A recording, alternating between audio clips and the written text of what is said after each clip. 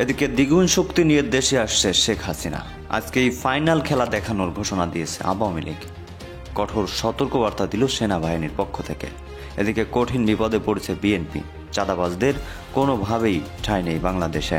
আর খুব বেশি দিন আওয়ামী লীগকে দাবিয়ে রাখা যাবে না, আর খুব বেশি দিন দাবায় রাখা যাবে না, চাপায় রাখা যাবে না। খুব শীঘ্রই ফুসে উঠবে, আমরা সেই আলামত কিন্তু চারিদিকে পাচ্ছি। সারা দেশের নেতাকর্মী ফুসে উঠবে, কতজনকে গ্রেফতার করবে। তলে তলে অনেক কিছু ঘটে যাচ্ছে দর্শক। তো আমেরিকার সাথেও মনে হয় বাংলাদেশের হয়ে গেল। ডক্টর মোহাম্মদ ইউনূস অত্যন্ত ঝানু প্লেয়ার, বাপরে বাপ, চাইলে আমার হয়ে গেল, 90 দিনও লাগলো না, তার আগেই দ্রুত গতিতে হয়ে গেল। এবং এটা এই মুহূর্তে একটা হওয়াটা খুব জরুরি দর্শক।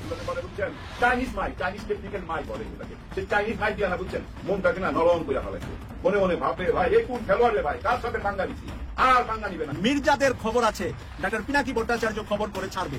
আজকে ডক্টর পিনাকি ভট্টাচার্য এরকম উলঙ্গ করেছে মির্জা আব্বাসকে, সাথে মির্জা ফখরুল ইসলাম আলমগীরকেও ঢুকিয়ে দিয়েছে। কুটি চাল চাইলা মির্জা আব্বাসের রাজনৈতিক জীবন বরবাদ করে দিয়েছেন। এবং এই খুনের রক্ত।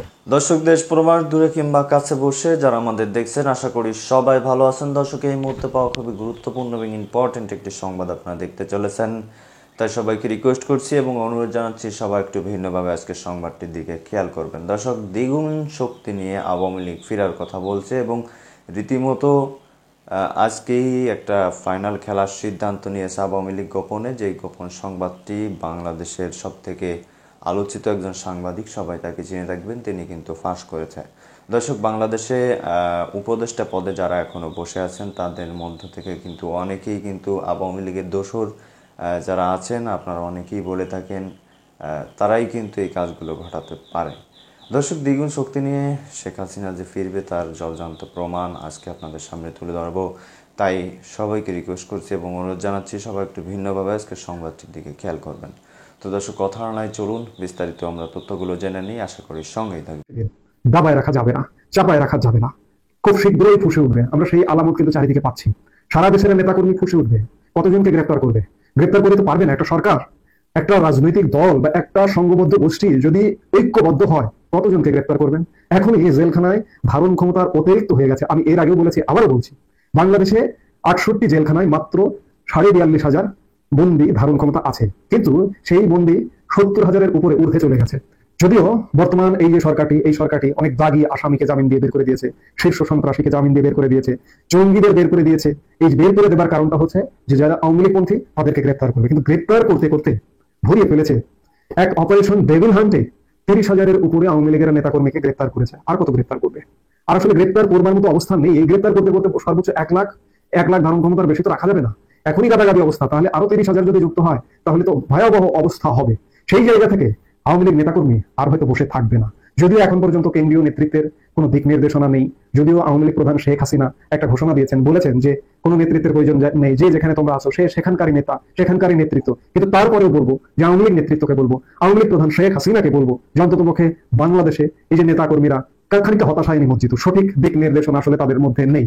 এই দিক নির্দেশনা টাইম টু টাইম দিক নির্দেশনা দেওয়ার জন্য হলেও অন্ততপক্ষে একজন মুখপাত্র, দলের প্রধান, দলীয় প্রধান হিসেবে শেখ হাসিনা আপনিই থাকুন।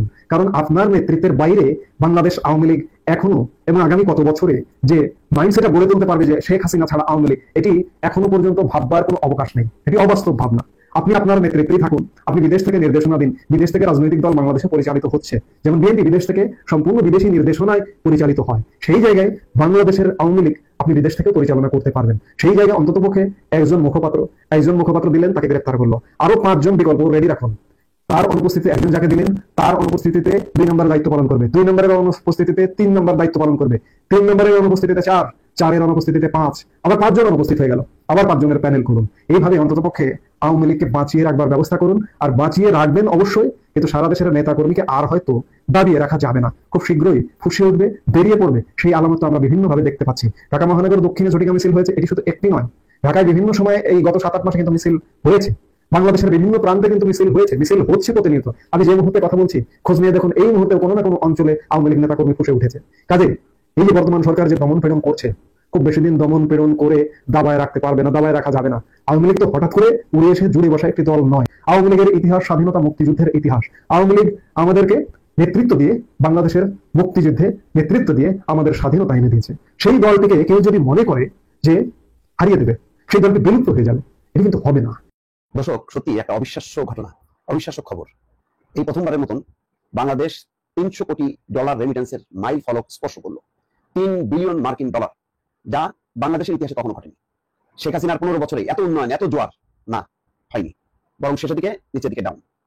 এই মাস শেষ হবার পর যে হিসাব হলো, একক মাস হিসাবে এক মাসে 3 বিলিয়ন মার্কিন ডলার। দর্শক কল্পনা করতে পারেন কত বড় উল্লঙ্ঘন। যদিও এখানে ঈদের একটা ইস্যু আছে, কিন্তু গত ডিসেম্বরেও লাস্ট যখন নাকি সরকারের পতনের তার পরবর্তী সময়ে যে আস্তে আস্তে উঠছিল, তাতে ডিসেম্বরে লাস্ট ছিল 264 কোটি বা 68 কোটি মার্কিন ডলার।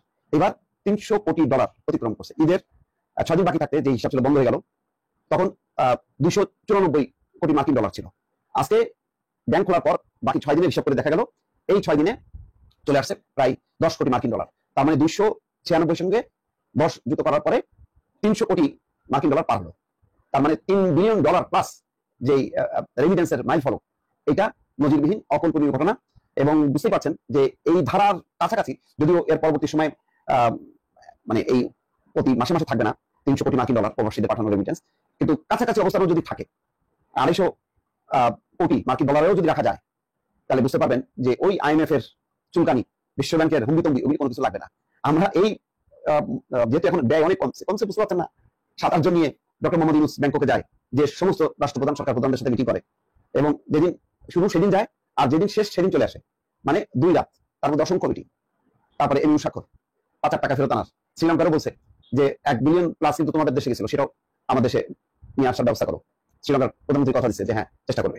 আর থাইল্যান্ডে তো যেই স্বাক্ষর হয়েছে, মোটামুটি এখানে হাত দিলে অনেক রাঘব বলের সন্ধান পাওয়া যাবে এবং তাদের টাকা থাই গভর্নমেন্ট জব্দ করে বাংলাদেশে ফেরত পাবে। যাই হোক, আর গল্প ওইটা না করি, আপাতত যেটা দেখেন, আমি বলবো যে এই যে রেমিটেন্স আসছে, প্রবাসীরা পাঠাচ্ছে ঈদ উপলক্ষে তার স্বজনদেরকে, তো এইটাকে উৎসাহিত করার জন্য নানান পদক্ষেপ নিতে হবে। আমরা হয়তো আটখানা হয়ে যায়, এই খুশিতে আমরা বাস হাত পা ছেড়ে দিয়ে বসে থাকলাম, আরে প্রবাসীরা তো পাঠাচ্ছে, ওরা তো পাঠাবে ওদের দেশের স্বজনদের জন্য না। আমার প্রতিটা প্রবাসীর কাছ থেকে আমি পৌঁছাইতে পারি নাই। প্রতিটা প্রবাসীকে দেশপ্রেমী করতে হবে, তাদেরকে বলতে হবে, ভাইরে তোমার একটু কষ্ট হলে তুমি তো তোমার ব্যাংকিং চ্যানেলে পাঠাও, তোমার একটা বৈধতা হবে যে তুমি চ্যানেলে পাঠাও, তোমার সাথে যে বাংলাদেশের একটা সংযুক্তি আছে সেটা পাঠাও। প্রবাসীদেরকে বৈধতা দিতে হবে। কম্বোডিয়া যাইতে হবে, কম্বোডিয়া প্রায় 1 লাখ ডলার কামায়, ক্যাশ একেবারে মার্কিন ডলার ইনকাম করে, ওখানে ডলার চলে। তারপরে ওদের লোকাল মুদ্রা অনেক দুর্বল, ওইটা খুব একটা ব্যবহার হয় না, কিন্তু মার্কিন ডলারে যেহেতু বেতন পায়, ওই ডলারটা আমার দেশে আনা দরকার। 1 লাখ ওখানে দ্রুত বেগে এম্বাসি করতে হবে, ওখানে সরকারি রাষ্ট্রায়ত্ত কোনো ব্যাংক বা বেসরকারি বড় ব্যাংকের শাখা নিতে হবে।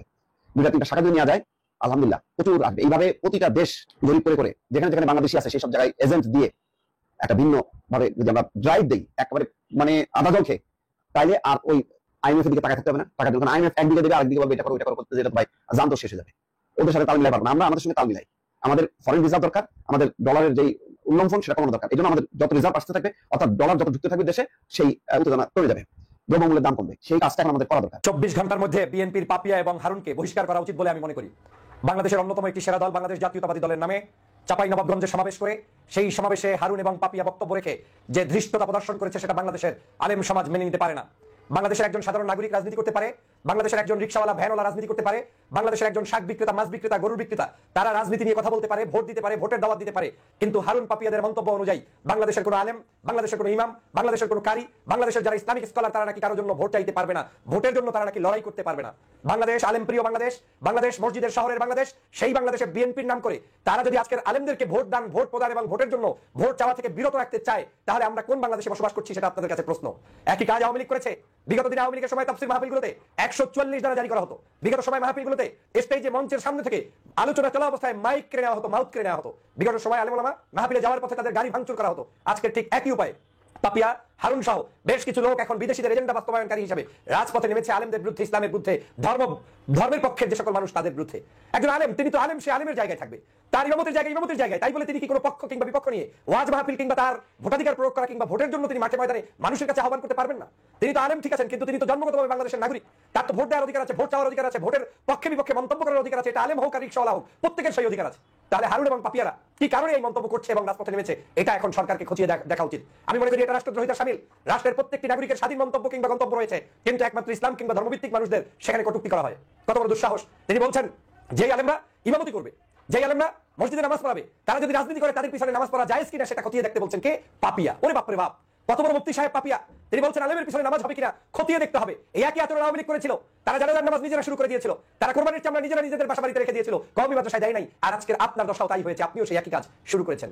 আপনার এলাকায় আপনি এমপি হবেন না হবেন সেটা আপনার ব্যাপার, কিন্তু আপনি কোনো অবস্থায় একটি গোষ্ঠীকে আপনি বলতে পারেন না যে কোনো আলেম কোনো ইসলামপন্থী নাগরিক ওয়াজ মাহফিলে ওয়াজ করতে পারবে না, রাজনৈতিক ময়দানে ভোট চাইতে পারবে না, তার পিছনে নামাজ হবে না। এই বক্তব্য আপনি রাষ্ট্রদ্রোহিতা শামিল করেছেন, এই বক্তব্য ধর্মদ্রোহিতা শামিল বলে আমি মনে করি। আজকে কোন ভাষা ব্যবহার করলেন আপনি? কি কারণে আজকে বলতে গিয়ে বলছেন আমির হামজার বিরুদ্ধে, আজহারি সাহেবের বিরুদ্ধে, তাদের বিরুদ্ধে বলতে গিয়ে তাদেরকে কুৎসারটা গিয়ে বলছেন এরা নাকি মালয়েশিয়া থেকে খাওয়ার জন্য এসেছে? ধিক্কার জানাই আপনার এই সকল কুচক্রী মানসিকতা, ধিক্কার জানাই আপনার এই সকল এই অসাবধানতাবশত এই সকল বক্তব্যের। আজ এই বাংলাদেশের মানুষ ধর্মভিত্তিক মানুষদেরকে পছন্দ করে। ভোট কাকে কে দেবে না দেবে সেটা জনগণের সিদ্ধান্ত। আজকে শহীদ রাষ্ট্রপতি জিয়া রহমান বাংলাদেশে সমগ্র রাজনৈতিক দলগুলোকে ওপেন স্পেস তৈরি করে দিয়েছিলেন শুধুমাত্র বাক স্বাধীনতা এবং বাকশাল থেকে মুক্ত হওয়ার জন্য। বাক স্বাধীনতা দিয়েছিলেন, কিন্তু সেই দলের একজন নেত্রী পরিচয় দিয়ে আপনি কি করে মানুষের বাক স্বাধীনতা বন্ধ করতে চান? আপনি কি করে ধর্মভিত্তিক মানুষগুলোকে আলাদা করতে চান? তারা কি দেশের মানুষ নয়? তারা কি দেশ নিয়ে ভাবার চিন্তা নাই? তারা কি সংবিধান নিয়ে কথা বলবে না? তারা কি ভোট নিয়ে কথা বলবে না? তারা কি রাজনীতি নিয়ে কথা বলবে না? কেমন বক্তব্য যে আজকে আপনি দিয়েছেন, যে বক্তব্যগুলোতে সমগ্র বাংলাদেশের আলেম সমাজকে আপনি হাও করলেন। যা কিছু ঘটলেই ভয়। ভয় কেন? এতই যদি আপনার জনপ্রিয়তা থাকে আপনি আপনার মতো করে নির্বাচনে জয়যুক্ত হন। আলেমদের বিপক্ষে দাঁড় করাবেন কেন? আপনি যদি এত সাহস থাকে পারলে নিজ দায়িত্বে আপনি নির্বাচন করেন। এত বড় একটি সংগঠনের নাম দিয়ে ব্যানার দিয়ে তারপরেও যদি আপনাকে আলেম বিদ্বেষী হতে হয় তাহলে বুঝতে হবে আপনি মূলত এই সংগঠনের উপকার করতে আসেন নাই, আপনি এসেছেন মূলত কারো এজেন্ডা বাস্তবায়নের জন্য। তলে তলে অনেক কিছু ঘটে যাচ্ছে দর্শক। সেই ওবায়দুল কাদেরের বিখ্যাত উক্তি যে তলে তলে সব হয়ে গেছে। তো আমেরিকার সাথেও মনে হয় বাংলাদেশের হয়ে গেল। কেন বললাম কথাটা? একটু ঠাট্টা করে বললাম, সিরিয়াসলি নিয়ে না। বাংলাদেশে ব্যবসা করার অনুমোদন পেল স্টার্লিং, ইলন মাস্কের স্টার্লিং। ইলন মাস্ক বুঝতেই পারছেন আমেরিকার মাটিতে এখন দ্বিতীয় ব্যক্তি যে ট্রাম্পের কলকাঠি সবকিছু নাড়ছে। যদি মাঝে মধ্যে একটু ঠোকাঠুকি বাদে, কিন্তু ইলন মাস্ককে উপেক্ষা করতে পারবে না ট্রাম্প, এটা ভালো করে জানি সারা বিশ্ব। ডক্টর মোহাম্মদ ইউনূস অত্যন্ত ঝানু প্লেয়ার, তিনিও জানেন ইলন মাস্ককে ধরলে আমি ট্রাম্পকেও পাবো। এখন ইলন মাস্ককে ধরতে গেলে এমনি শুধু শুধু ভালোবাসা দিয়ে কোনো লাভ নেই, গোলাপ ফুল দিয়ে আপনি ইলন মাস্কের মন জয় করতে পারবেন না, ট্রাম্পের মন জয় করতে পারবেন না। তাদের হলো ব্যবসা দিতে হবে, ব্যবসাটা দিয়ে দিল খুব দ্রুত গতিতে। ইলন মাস্ক নিশ্চয়ই মানে খুব অবাক হবে, বাপরে বাপ চাইলে আমার হয়ে গেল। এখন সেই স্টারলিংকের যেটা বলা হচ্ছে যে বাংলাদেশ বিনিয়োগ উন্নয়ন কর্তৃপক্ষের রেজিস্ট্রেশন সম্পন্ন হয়েছে। জায়ান্ট যুক্তরাষ্ট্রের টেলিকম জায়ান্ট স্টারলিংক এর রেজিস্ট্রেশন কমপ্লিট হয়েছে। এখন আবেদনের মাধ্যমে এনজিএসও অর্থাৎ নন জিও স্টেশনারি অরবিট লাইসেন্স পেলেই বাংলাদেশে স্টারলিংক এর কার্যক্রম শুরু হবে। মূল কাজটা হয়ে গেছে, এখন বাকি টেকনিক্যাল বিষয়গুলো আমি অতটা বুঝি না। তো যেটা বুঝতাম সেটা হলো যে এখন স্টারলিংক এর বাংলাদেশে ব্যবসা করা সময়ের ব্যাপার মাত্র। জাস্ট তো দর্শক দেখলেন খুব গুরুত্বপূর্ণ প্রতিবেদন। এতক্ষণ আমাদের সাথে থাকার জন্য সবাইকে ধন্যবাদ জানাচ্ছি। পাশাপাশি ধন্যবাদ জানাই আজকের আমাদের আলোচকবৃন্দদের, আমাদের স্যারদের যারা এতক্ষণ গুরুত্বপূর্ণ তথ্য তুলে ধরেছিল। দর্শক এখন আপনাদের মতামত কি, আপনারা কি বলতে চান অবশ্যই একটু জানাবেন। আসলে বিএনপির কিন্তু কান্না শুরু হয়েছে, তারা পুলিশও কিন্তু বিএনপিকে ছাড় দিচ্ছে না। আপনারা জানেন কি না জানি না, তবে গতকাল বিএনপির একজন চাঁদাবাজ নেতাকে এক সপ্তাহ আগে গ্রেপ্তার করা হয়েছিল। সেই নেতাকে হাতে হ্যান্ডকাপ, পায়ে ডান্ডা বেড়ি, গলায় ডান্ডা বেড়ি পরিয়ে কিন্তু সারা শহর টেনে হেঁচড়িয়ে ঘুরিয়ে নিয়ে বেড়ানো হয়েছে। দর্শক বুঝতেই পারছেন বিএনপিও কিন্তু বাদ যাচ্ছে না। তো ভালো থাকুন, সুস্থ থাকুন এবং পরবর্তী আপডেট পেতে চ্যানেলটি সাবস্ক্রাইব করে রাখবেন। ধন্যবাদ এতক্ষণ আমাদের সাথে যারা ছিলেন। আর হ্যাঁ, যারা শেখ হাসিনাকে ভালোবাসেন তারা অবশ্যই জয় বাংলা জয় বঙ্গবন্ধু লিখে যাবেন কমেন্টের মাধ্যমে। তো দর্শক ভালো থাকুন, সুস্থ থাকুন, আল্লাহ হাফেজ।